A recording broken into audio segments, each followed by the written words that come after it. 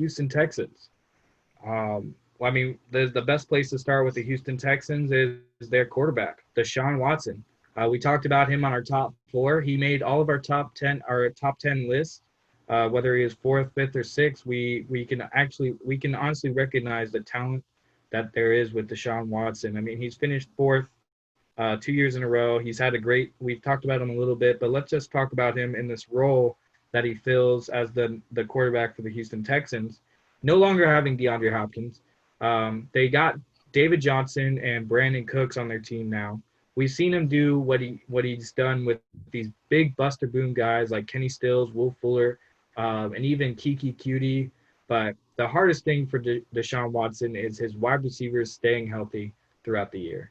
We've seen Will Fuller go down to injury. We've seen Kiki Cutie, even Kenny Stills last year. And his most consistent guy is now gone with DeAndre Hopkins. And now they don't have somebody like Lamar Miller or Carlos Hyde, or they have somebody, maybe I would say it's step up with David Johnson. But again, he's kind of close to the end of his years.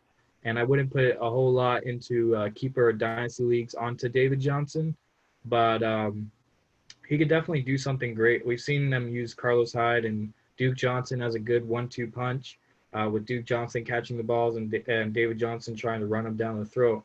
But let's just talk about Deshaun Watson's finishing stats. He finished with 495 attempts, 333 completions, which is great, 3,852 yards, 26 touchdowns, and now 12 interceptions. But this is where I love Deshaun Watson is his rushing stats. With 82 attempts, he had 413 yards. That means 5.04 yards per carry, and 7 rushing touchdowns. 7 rushing touchdowns. Now, you could compare him to somebody like Lamar, who rushed around a lot, and you're going to be disappointed, right? But if you compare just the touchdowns alone, Lamar had 7 rushing touchdowns. 7 rushing touchdowns. Now, he had a almost double, actually more than double, Deshaun Watson's rushing attempts. So you think maybe now that they have less of a stability at wide receiver, maybe he rushes a little bit more. Maybe that 7 could turn to 8. And you could see just a little bit more of an increase while he takes maybe a decrease in his passing yards. So overall, I'm going to still have confidence in Deshaun Watson. I mean, Bill O'Brien is the guy that is bored and he trades every other guy on this fantasy team just because he can. And we've seen that this offseason, trading away DeAndre Hopkins, trading away picks and so on and so forth to get who he has now. And I love Brandin Cooks this year. If you tune into our top 10 wide receivers, maybe you'll hear a little bit about Brandin Cooks. But what do you think about Deshaun Watson this year, Norris? Yeah, man. Love Deshaun Watson. You know, you got to love Deshaun Watson. When you watch him play, he's a playmaker. And for your quarterback to account for 33 touchdowns, you know, within the year, that's good stuff. And, you know, obviously 26, he was 8th in the league in passing touchdowns. So he's not, at least last year, he's not going to be your 40 touchdown, you know, 2011 Tom Brady performing type of guy. But he does it on both sides. Like you said, he had 7 rushing touchdowns. That was, in fact, the most rushing touchdowns, you know, on the roster. He led the team in rushing touchdowns.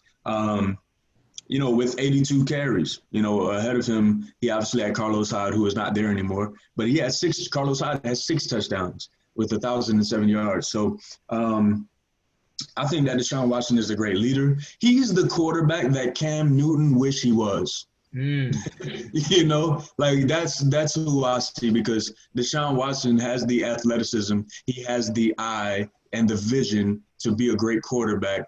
But not only that, the leadership is there. He walks with a healthy burden on his back when it comes to leading that team. So I think that this year they will more than likely come in first or second, you know, in the division. I like Jason mentioned, I am a Titans fan, but I am objective. So I think, you know, that with the Titans doing what they did in this offseason, and let's not sleep on the Colts. You know, they're also a decent-looking team. But I think realistically we're looking at the Titans or the Texans battling out for the AFC South title. For sure. I like the Texans as a 1 or 2 option. I personally have the Tennessee Titans going over above them. I just think overall the team is a little bit better, and we saw them kind of piece it together towards that offseason. But you can definitely tune into our next video with the Tennessee Titans. But let's continue with the Texans with their running back position. Like I said, a dual threat with David Johnson and now Duke Johnson, DJ squared as I like to call it. So I think it's definitely something interesting to see that somebody like David Johnson could come from the Cardinals to the Texans and do better. I mean, Kenyon Drake pretty much took his job from underneath him, and Kenyon Drake is doing extremely well in Arizona. So for them to trade David Johnson over to the Texans and get what they got for him, I think that's phenomenal. I think David Johnson has more of opportunity to be that starter in the Houston Texans. The difficult part with that is Deshaun Watson isn't really that quarterback that's going to throw to the running back 10, 15 times a game. He's going to throw those bombs, and if he can't throw the bombs, he'll hit the tight end, and if not, he'll just run it himself. Yeah. So I mean, the running back is pretty much the extreme last option for Deshaun Watson. So those receptions that we've seen David Johnson get in the past are definitely going to come down. And his overall running stats we've seen in the last couple of years aren't what they used to be. So I could see David Johnson probably finishing outside the top 20 barely, maybe 21, 22. But that's if he does David Johnson-like numbers. We can obviously see somebody like Carlos Hyde and Lamar Miller, how the Texans have used them for years. And now with David Johnson, Duke Johnson, we could kind of see that difference of one guy's really out there for the receiving, one guy's out there for the rushing down your throat. Now, the one thing that David Johnson, Duke Johnson do have going for them is the Texans' defense is really good. Their defensive line is one of the best in the league, and their secondary could probably use some work, but they've made some trades through the offseason last year, tried to improve that. Now, what I think they can do this year is probably get ahead early in games and probably run it down their throats for the rest of the game. But other than that narrative, I don't see David Johnson producing and being that overall top 10 running back that most people want him to be. I could see him being picked up like we talked about in our buy or deny segment, which you can check out on our YouTube channel. I could see him going around the 4th or 5th round and still being able to be a flex or maybe filling that RB2 option every now and then. But what do you think about the running backs and the Texans this year? Ooh, well, I do. So I don't like David Johnson by himself, but I do like him with the addition of Duke Johnson. And honestly, with David Johnson, guys, people, let's be real. Since 2016, he hasn't done or replicated what he did in 2016 season, because what he did in that year was phenomenal. 16 touchdowns, over 1,200 yards to a carry. He had 80 receptions for 879 yards. The conversations that we have when running backs have years like that is guys like Christian McCaffrey, or Alvin Kamara. Those are the types of guys that we see, but we're not going to get that David Johnson back. Right. Just be real. Stop dreaming about it. Let it go, because that was, 5 years ago, 4 or 5 years ago. 2017 season, he didn't play. He got hurt. So we let that go. 2018, he went back, had a bounce back type of year, 258 attempts for 940 yards and 7 touchdowns. And he had 50 receptions for 446 yards with 3 receiving touchdowns. That is really good. You're going to start David Johnson every year. Not every year, every game with statistics like that, to have nearly 260 carries and whatnot. But look at last year. And granted, he only started 9 games and he played 13 in total. But he had 94 carries, 345 yards, and 2 rushing touchdowns. That's not the David Johnson that you put confidence in. 36 catches for 370 yards. That's what you're probably going to get on average when you have a quarterback like Deshaun Watson, like Jason was saying, going to be the dump off guy, and in crucial situations. He's going for the big time plays, or he's taking it himself. He's smart with the ball. So with David Johnson, guys, again, I don't like him by himself, but I do think that the tandem with Duke Johnson and David Johnson, it will be worth looking at. It's something that I will enjoy as a fan of football. But from a fantasy perspective, I'm holding out on drafting. Like you said, fifth round is a good spot, I would think, to pick David Johnson. Because again, even though I said you shouldn't expect the highest of high expectations, I think he will be a pretty serviceable running back when you need him. If you have injury or bye weeks or whatnot. So yeah. Yeah, and I think that's solid overall. I mean, some people have gone for David Johnson as early as the third round. I just think you're paying a little bit too much for him at the third round. I think you can get him at where he's worth in the fourth or fifth, like you said, and get guys over him. Like I've seen people pick him over Chris Carson. I've seen people pick him over Le'Veon Bell, who I would take over him. So Norris, let's play a little game like we do. Would you rather? So, would you rather have David Johnson or Mark Ingram? Ooh, that's a good one. You know what? This year, my mind is saying one thing, guys, and my heart is saying another. So I'm actually going to go with my heart. Mark Ingram. I think I'm going to go with Mark Ingram, yeah. That's a heart-led decision, people. You shouldn't make those very often in fantasy or in life. Mark Ingram, I think solid pick. The only reason I would take Mark Ingram over David Johnson is the narrative that Mark Ingram is on one of the most rush-led teams in the league, being the Ravens. Having Lamar as quarterback, they're only improving in their chemistry. So, yeah, I'm taking Mark Ingram. Todd Gurley or David Johnson? Todd Gurley. Todd Gurley. Heads down, Todd Gurley. All right. Here's a little bit more of a risk for you. Jonathan Taylor or David Johnson?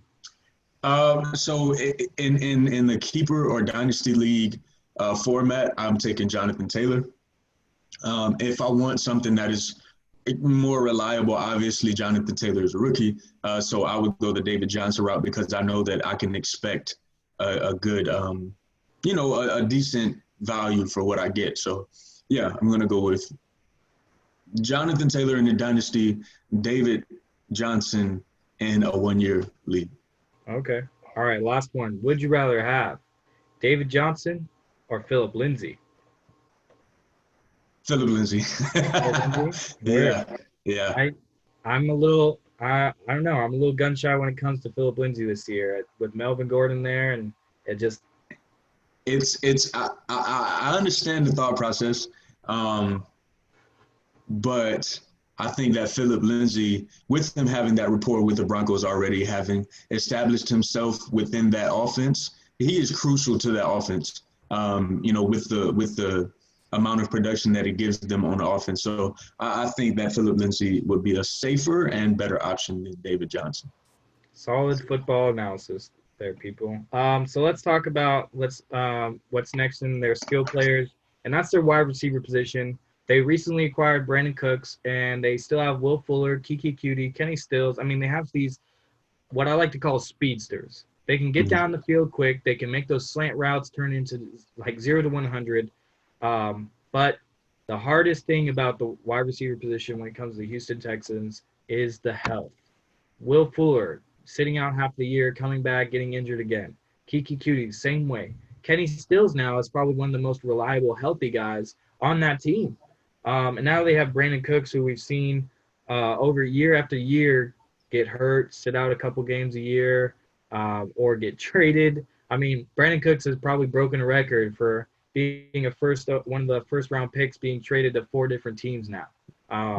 Maybe someone can leave a comment below on if he's broke that a record or not. Anyways, I think But I love Brandin Cooks this year, actually. I think he has a great opportunity to produce and be that step into that number one role. We've seen him with the Rams, how well he filled a role there. Not necessarily number one, but with that Rams high-powered throwing offense, they were able to stabilize three high-end wide receivers. Now, when he comes over to the Texans, I think they have that spot to fill with DeAndre Hopkins being gone and so many targets that can be gone to him instead of maybe an injured Kiki Cutie or an injured Will Fuller. And like we said earlier, Deshaun Watson is going to sling the ball, guys. And I could see them honestly going off to a hot start, getting Brandin Cooks, maybe those turn into a 5-yard throw, making it a touchdown, and making his wide receiver slot really fill in. I'm not putting him as my number one simply because I think there's a lot of better players that I could put there. Honestly, maybe we could do a would you rather with that here in a second, but I'll put him as my wide receiver too. Maybe a high end flex decision. But other than that, Will Fuller, Kiki Cutie, Kenny Stills, these are guys that I'm going to throw in my flex and hope they have a boom instead of a bust. Because that's the role that they fill in that offense. With DeAndre Hopkins, we've seen in the last couple of years that they just kind of they have games where they can go off for. I mean, Will Fuller last year I think broke a record for like 5 touchdowns in one game and one of the most fantasy points off of the least amount of targets. I mean, he blew it up. Nobody suspected it, but he did it. So I think they can have those games, but he's not somebody I'm relying on week after week to do those kind of numbers. But what's your take on the wide receiver position out there, Norris?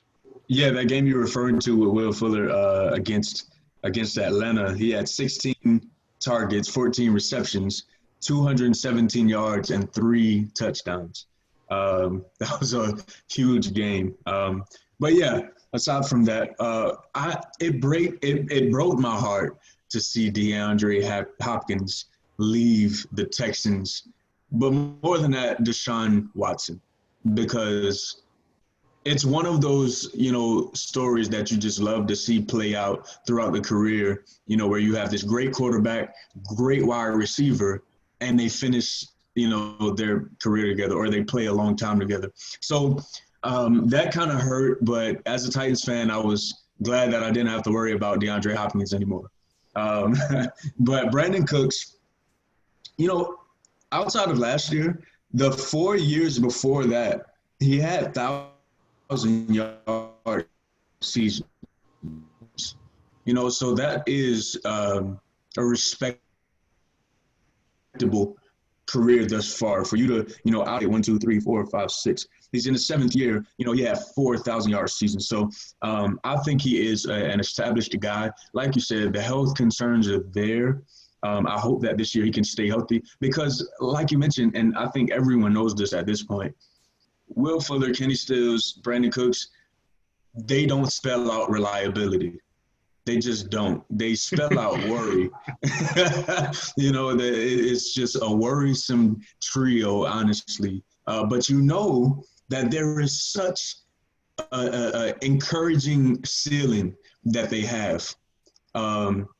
Last year was a down year for Brandin Cooks, obviously. He had 42 receptions, 583 yards, and 2 touchdowns at a 58% catch rate. His career is at 65%. 58%, that's ugly. That's not okay. That's not wide receiver 1 numbers. That's barely number 2, wide receiver 2 numbers. So if you're going into the situation looking at the Texans receivers from a fantasy perspective, tread lightly and really look at what you're doing before you take. Because again, Brandin Cooks, his name holds weight. He has had 4 straight 1,000-yard seasons outside of last year. So definitely he is the one to go to first out of the bunch, and then Will Fuller. But we'll be talking about Will Fuller next. But even Will Fuller, it's just a big question mark all around. It's like I'm not going to expect 200-yard games from Will Fuller, but the fact that he can do these things, it's encouraging. So that's why, I look at his name. Plus, he's, again, fast, So Yeah, this Texans team, man, it's just one big question mark in my opinion. On paper, it looks great, but knowing the context of the players that we see with David Johnson, with Brandin Cooks, with Will Fuller, with Kenny Stills, with Duke Johnson, it's like I don't have much confidence. But they get the job done. You know, you got Deshaun Watson, and you know that coaching staff is great, and Bill O'Brien and whatnot. So it's just a very interesting situation. But that's my take on Brandin Cooks. Yeah, they're a team on overall that I think they can make it to the playoffs, but not much further. I just don't think they have what like the extra step to get to the Super Bowl and maybe even win it. But I think overall, great team. Like I said, great team on paper. A lot of question marks. With Will Fuller, again, he's just a question mark. I mean, he hasn't played a whole season healthy, and but he has the numbers of a wide receiver one, and that's incredible. But that's because he has those games that he takes off for 300, 400, 500 yards, and I mean, he does amazing things. But overall, I think the consistency is where he lacks, and that's where we need a wide receiver to be on a consistent level. So, I mean, if you want to dive into Will Fuller a little bit more, feel free, Norris. Oh yeah, I mean he finished 52nd. I don't even know if I should even bring that up, and he finished 47th in receiving yards, 51st in receiving touchdowns. I don't know, man. I can't make a strong case for Will Fuller. Honestly, he had 49 catches out of 71 targets. I'm trying to keep in context that DeAndre Hopkins was on the other side last year. So for him to have 71 targets and 49 catches, that's something that, you know, he did have some issues. He played 11 games. So who knows what we could have seen if he played the full season, but we can make that for, you know, every person that ends up getting hurt or whatever. So, you know, honestly, that's a respectable number. 11 games, 583 yards. You know, that's okay. But again, it's not something where I'm going into the season and I'm hyped up about having Will Fuller and Brandin Cooks, because collectively they will do what DeAndre Hopkins can do. But DeAndre Hopkins, when they don't have a wide receiver that runs routes the way that D-Hop does. So that's already a lack. Now you're going to have to, from a quarterback perspective, now you're going to have to make sure that your accuracy is on point and is consistent. You know, so I'm glad that the Texans have a really good quarterback that is, you know, accurate and that he's smart with the ball. He knows when to into the game interviews that his football IQ is out of the stadium, you know, so he knows what he's doing out there on the field. So Will Fuller, again, I can't make a strong case to try to persuade you to go out and draft him over even honestly, like guys like Jerry Jeudy and Michael Pittman, like I'm taking before Will Fuller. You know, so yeah, that's kind of my take on Will Fuller. Yeah, and I think that's a good way to look at it too. And if you look at even his touchdowns, he's not a red zone target. He had 3 touchdowns last year, and all came from one game. I mean, the games that he played, he's not going to produce like that every game or even close to it. So I mean, we can even look at his snap percentage when he is healthy on the field, and they're all in the 90%. So I think with the Texans, the package that they're running, we could see 2 productive wide receivers, but the chances of those 2 productive wide receivers staying healthy all year is low, very low. Now, not to leave him out, but Randall Cobb was also brought to the Houston Texans this year. So we might be able to see something like that. He could fill that slot role and do what he has been doing in the last couple of years between Dallas and Green Bay, and he might be that step up that he needs with Deshaun Watson. Because honestly, I would put Deshaun Watson over Dak Prescott, and right now I might put Deshaun Watson a little bit above Aaron Rodgers as a quarterback overall. So that's just my take. I like Deshaun Watson. I'm just saying, if you can't tell. That's interesting to look at, to hear us talk about the receiver situation in Houston versus the receiver situation out in Dallas. Right. That argument alone would naturally sway me to go towards Dak Prescott. And also a side note, Will Fuller, if you look at since 2016, which was his first year in the league, okay, so 14 games he played. And then the following year, 2017, he had 10 games. 2018, 7. And last year, 11. Why is he really worth the risk? Like, you have to ask yourself that question. Is it really worth the risk? Because if anything, he's trade bait. I take him as a late pick, and he's trade bait as an additional piece to something I'm trying to get done. But that's just something that I saw that I'd say was worth noting. Right, and let me give the Flash Fantasy family, as we like to call them, listen to this well. If somebody offers you Will Fuller, and that's the best that they can do, just don't take the trade. It's not worth it. It's not worth it. You're looking at somebody who could put up one good game and then be mediocre and probably. I mean, honestly, I hope Will Fuller has a great year. I really do. I hope that he could stay healthy just like anybody else. But it's about consistency, and he lacks it when it comes to his injury and his health overall. So let's talk about some key players. They're not really a tight end heavy offense, but we've seen some of their tight ends go off for these incredible games where they finished first overall in that week, and that's Darren Fells and Jordan Atkins or whoever they want to throw in at the tight end that week. I mean, it could be a revolving door who can get the work, but they're guys to maybe keep an eye on. I like Darren Fells as a very, very late tight end. If you're risking it all and you're trying to fill those skill positions and leave your tight end to the last, I can see you picking up Darren Fells in a redraft league if that's what you're trying to do. But honestly, we'll have a whole video coming out soon about the redraft strategies that you could use to improve your league and help you win your league. So yeah, those are the key players. Anything you want to add about the Houston Texans, Norris? Not in particular. I think that they're in a good position as far as like offensively. Outside of the wide receivers, honestly, they're in a good position for the team to make a solid run. Again, they finished first last year in the division. Their defense is relatively young, so. I think that the Houston Texans, again, they'll finish first or second, but not too much more to add. I think they did a good job as well with staying close, within their losses.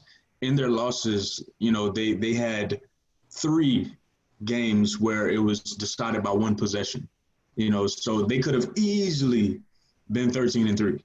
Right. So, that's just something to take into account. But, again, I think that Deshaun Watson is a great quarterback.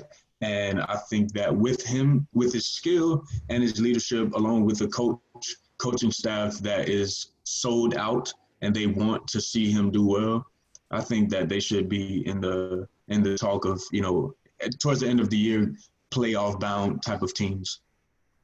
All right. Well, I guess that wraps us up for the Houston Texans. Thanks for watching. For the rest of our AFC South breakdown, we'll be posting them on our YouTube channel for the next couple of days, or you could check out our podcast for the full breakdown of the AFC South.